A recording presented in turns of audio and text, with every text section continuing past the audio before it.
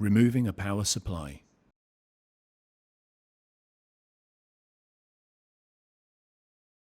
Use console error messages or power supply LEDs to identify the power supply you want to replace. Rotate the cam handle so that it can be used to pull the power supply out of the chassis. Press the blue locking tab to release the power supply from the chassis. Using both hands, pull the power supply out of the chassis and then set it aside.